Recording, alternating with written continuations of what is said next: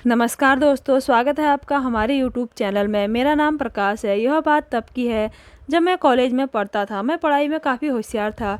मेरे घर के हालात इतने अच्छे नहीं थे। मेरे घर में बस मेरी माँ ही थी। मेरे पापा बचपन में ही मर गए थे। मेरी माँ ने लोगों के कपड़े सिलकर गुजारा किया था, लेकिन मुझे काफ़ी एहसास होता था कि मैं अपनी माँ की मदद करूँ। इसलिए एक दिन मैंने फ़ैसला किया कि मैं ट्यूशन पढ़ाया करूँगा।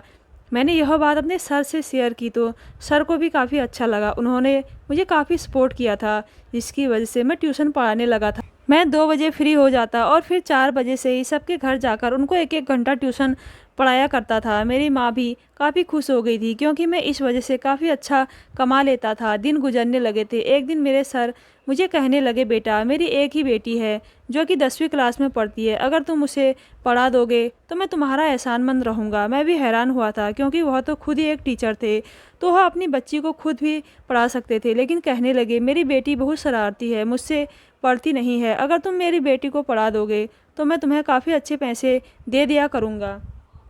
उनकी बात सुनकर मैं भी खुश हो गया था, क्योंकि मैं जानता था कि सर काफ़ी अमीर है। वह अपना एक ऑनलाइन बिजनेस भी करते थे, जिसकी वजह से वह मुझे काफ़ी अच्छी फ़ीस दे सकते थे। फिर मैं ट्यूशन पढ़ाने के लिए राज़ी हो गया था। मैंने कह दिया, ठीक है सर, मैं 2-3 दिन के बाद आपके घर आऊँगा।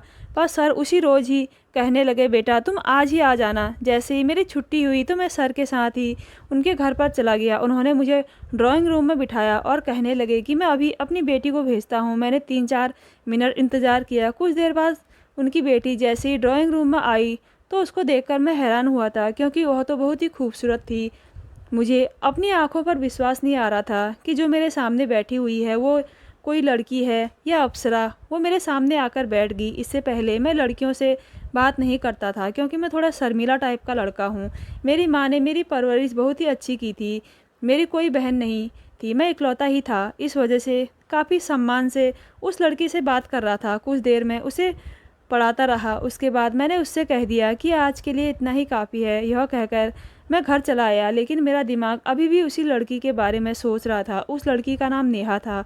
वो बहुत ही खूबसूरत थी। नेहा मुझे काफ़ी ज़्यादा सीरियस तबीयत की लग रही थी। देखने से लग नहीं रहा था कि वह शरारती भी हो सकती है। पर अगले दिन मैं हैरान हो गया, क्योंकि मैं बिना बताए नेहा के घर चला गया था। जब मैंने नेहा को इस हुलिये में देखा तो मैंने जल्दी से अपनी आँखें झुका ली। मैं नहीं चाहता था मैं उसे देखूं। वह अपने फ्रेंड के साथ खेल रही थी। मैंने उसे बस एक ही नज़र देखा था, लेकिन उसने जैसे ही मुझे देखा जल्दी से अंदर चली गई और कुछ ही देर बाद मेरे पास पढ़ने के लिए आई। तब अब उसने थोड़ी लॉन्ग टी शर्ट डाल रखी थी। इससे पहले तो उसने बहुत ही मिनी टॉप पहन रखा था।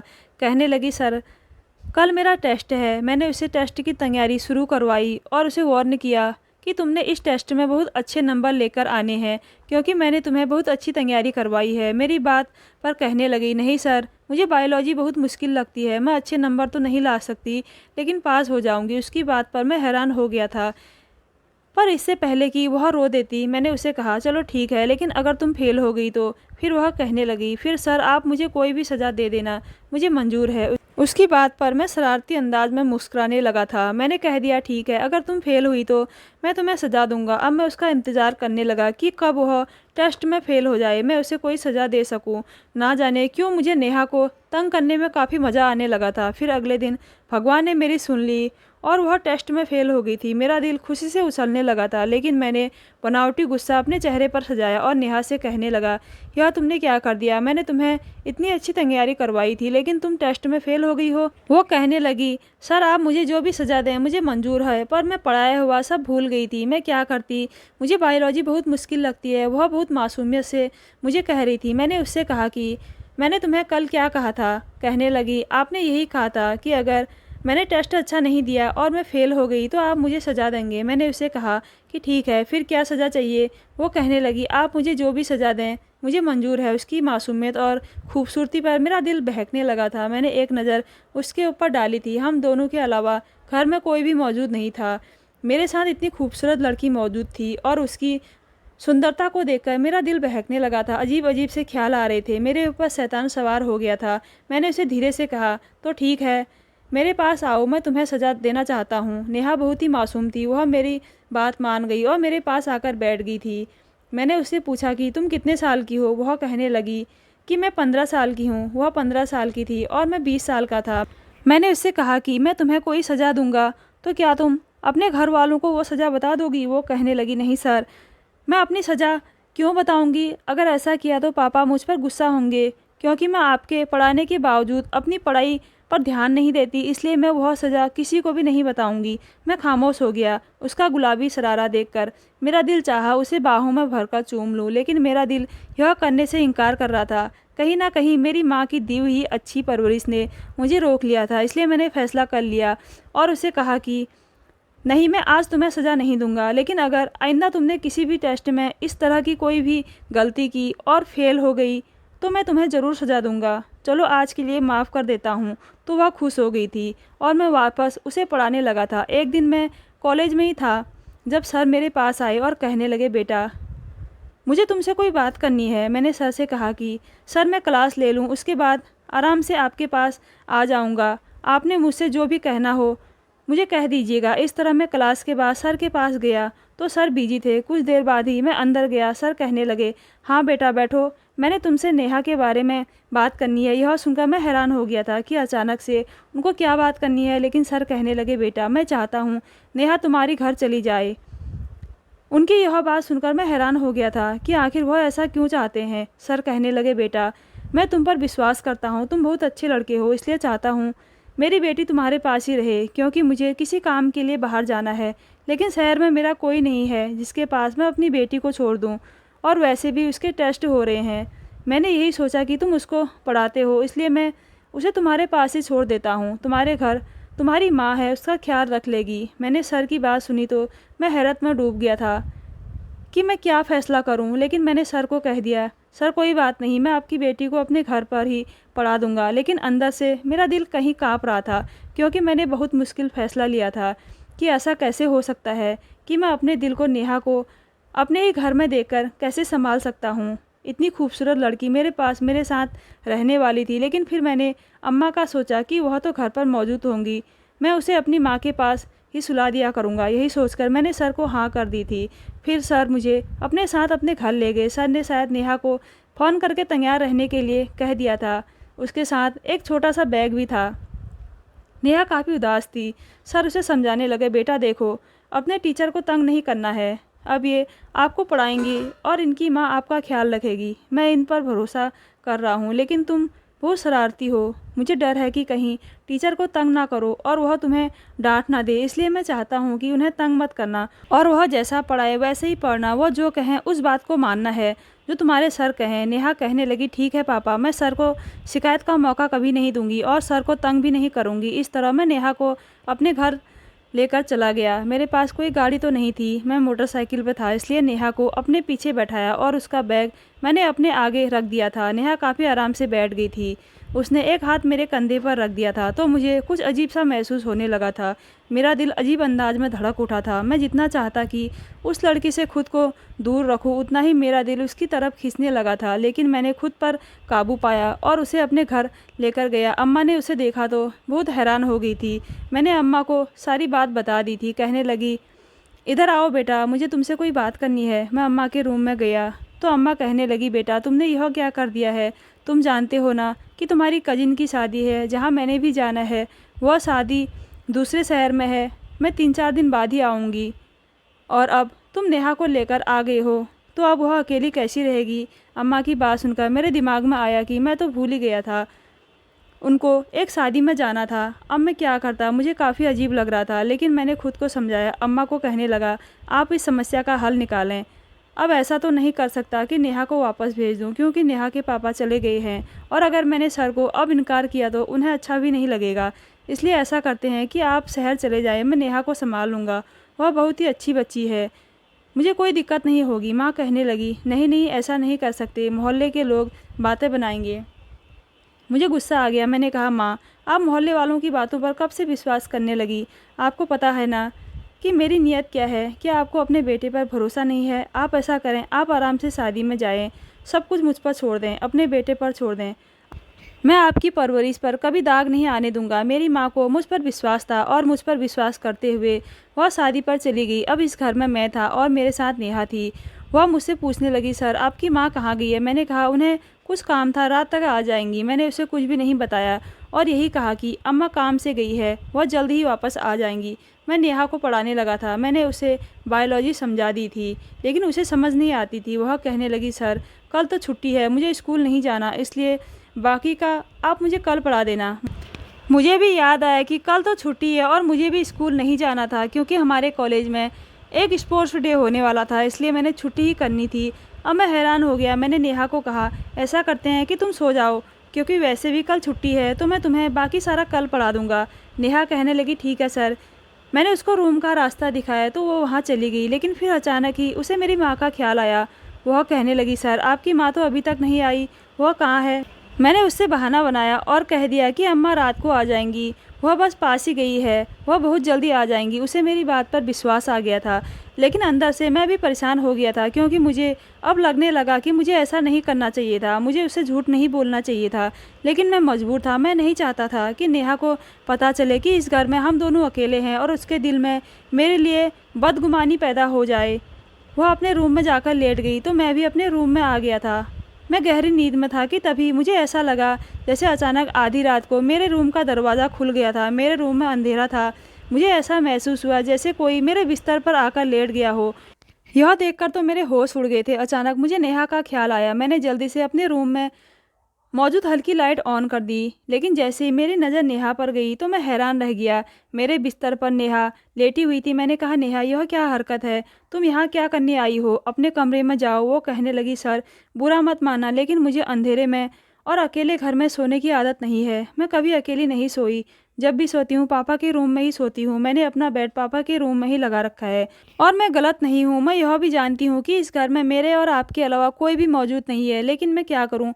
मुझे अकेले घर में डर लगता है। मैं अकेले नहीं सो सकती, इसलिए मैं आपके पास सोऊंगी। मैंने उसकी बात सुनी तो उसके पागलपन पर मेरा जी चाहा अपना सर दीवार पर मार लूं। यह कैसी लड़की है जो मेरे साथ रहने में शर्म महसूस नहीं कर रही है? मैंने उससे कहा, नेहा तुम इतनी छोटी भी नहीं हो, तुम तो जानती हो ना हम दोनों एक रूम में नहीं रह सकते। क्या अब यह भी मुझे तुम्हें समझाना पड़ेगा? वो कहने लगी, मैं जानती हूँ, लेकिन मैं क्या करूँ, मैं मजबूर हूँ। मैं कभी भी अकेले नहीं सोई हूँ। मैं बहुत देर से अकेले रूम में सोने की कोशिश कर रही थी, लेकिन मुझे बहुत ज़्यादा डर लग रहा था। बहुत मजबूरी में मैं आपके कमरे में आई हूँ। मैंने सोचा चुपचाप आपके पैरों की तरफ जाकर सो जाऊंगी, लेकिन अकेले कमरे में नहीं सोऊंगी। यह कहकर वो रोना शुरू कर चुकी थी। उसकी आवाज़ मुझे अंदर तक बेचैन कर रही थी। मैंने जल्दी से कहा, अच्छा चुप हो जाओ, मैं कोई हल निकाल लेता हूँ। लेकिन मुझे कोई हल नज़र नहीं आ रहा था, इसलिए मैंने फैसला किया कि एक कंबल निकाल कर उसकी जगह अपने बेड से कुछ साइड पर बना दी और उससे कह दिया कि तुम यहाँ पर सो जाओ, मैं बेड पर सो जाता हूँ। वो कहने लगी, मुझे बेड पर ही नींद आती है, मुझे नीचे नींद नहीं आती। मजबूरन मैंने उसे अपनी जगह दी और वह बेड पर सो गई और मैं नीचे ज़मीन पर कंबल बिछाकर सो गया। मैं अंदर ही अंदर खुद को डांट रहा था। मेरे दिमाग में यह बात आई क्यों नहीं कि अम्मा शहर से बाहर जा रही है, वह घर पर नहीं होगी, तो मैं कभी भी नेहा को अपने पास ना लाता। लेकिन अब नेहा मज़े से मीठी नींद सो चुकी थी, जबकि मुझे ज़मीन पर नींद नहीं आ रही थी। ऊपर से नेहा के सोने का ढंग मुझे और भी डिस्टर्ब कर रहा था। एक तो वह बहुत ही खुले नाइट सूट में थी, ऊपर से कंबल भी नहीं ओढ़ रखी थी, पूरा कंबल उतार के फेंक दिया था और बेड पर फैलकर सोई हुई थी। बार बार मेरी नज़र उसके ऊपर उठ रही थी और मेरे दिल के जज्बात बेकाबू हो रहे थे। मैंने जैसे तैसे खुद पर काबू किया, लेकिन मैंने सोच लिया था कि अब आगे मैंने क्या करना है। अगले दिन मुझे काफ़ी गुस्सा आ रहा था। नेहा जल्दी उठ गई थी, उसने लाइट ऑन कर दी। मैंने उसे गुस्से से कहा, यह क्या हरकत है? मैंने फैसला कर लिया था कि मैं अब उसे डांट कर ही रहूँगा और इतना डांटूंगा कि उसे पता चल जाएगा कि उसने क्या किया है। इसी तरह जैसे ही मैंने उसे पढ़ाना शुरू किया तो मैंने उसे काफ़ी डांटा था। उसे एक एक टॉपिक बार बार याद करने को कहा था और जब उसे याद नहीं हो रहा था तो मैंने गुस्से में उसे एक चाटा भी मार दिया था। वह अपना गाल पकड़े हैरत से मुझे देख रही थी। मैंने यह चाटा जानबूझकर मारा था ताकि रात को वह मेरे करीब फिर से ना आए।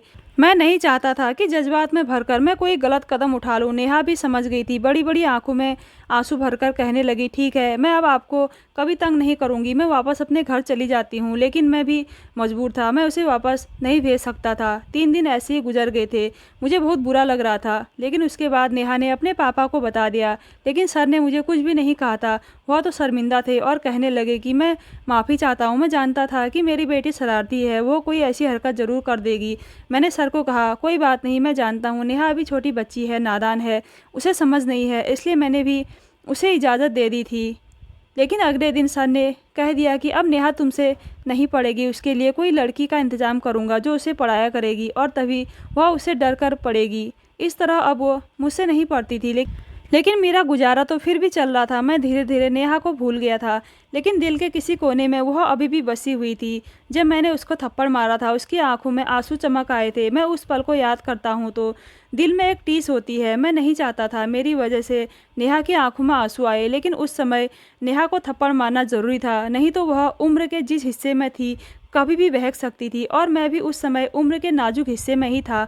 हम दोनों की उम्र बहक जाने वाली थी। अगर उस समय मैं कुछ गलत कर जाता तो ज़िंदगी भर खुद से नज़र नहीं मिला पाता और ना अपनी माँ के सामने नज़र उठाकर बात कर पाता। इसलिए मजबूरन नेहा को ही सही राह दिखाने के लिए उसे थप्पड़ मारना ज़रूरी था। 5 साल का समय गुजरा था।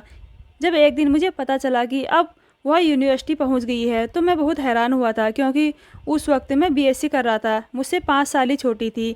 एक दिन अचानक ही मेरी नज़र यूनिवर्सिटी के गेट पर नेहा पर पड़ गई थी। मैं उसकी खूबसूरती को देखकर हैरान हो गया था। वह छोटी और शरारती नहीं रही थी, बल्कि बड़ी और समझदार बन गई थी। उसे यूनिवर्सिटी की हवा लग गई थी। कुछ लड़के उसके आसपास खड़े थे और उससे बात कर रहे थे। मैं हैरान हुआ। मैंने एक नज़र उसे देखा, शायद वह भी मुझे पहचान गई थी, लेकिन वह मेरे पास नहीं आई। मैं बहुत ही हैरान हुआ कि ऐसी भी क्या नाराज़गी कि वह मेरे पास नहीं आई। कितने दिन ऐसे ही गुजरने लगे थे। मेरा दिल कहीं तड़प रहा था। दिल में दबी हुई नेहा के लिए मोहब्बत फिर से मचलने लगी थी। मैं अब नेहा को रोज़ ही देखता था। उसके पास वही 3-4 लड़के होते थे जो उसके दोस्त बन गए थे और यह चीज़ मुझे बहुत ही बुरी लग रही थी। मजबूरन एक दिन मैं नेहा के पास चला गया। उसे कहने लगा, क्या तुमने मुझे पहचाना? उसने मेरी बात का जवाब नहीं दिया। मैं बहुत गुस्से में आया, उसका हाथ दबोचकर एक साइड पर ले गया। कहने लगी, यह क्या हरकत है? मैंने उससे कहा कि जब तुम मुझे ऐसे इग्नोर करोगी तो मैं यह सब करने पर मजबूर हो गया, इसलिए चुपचाप मेरी बात सुनो। नेहा कहने लगी, मैं जानती हूँ मैंने तुम्हें बहुत तंग किया था।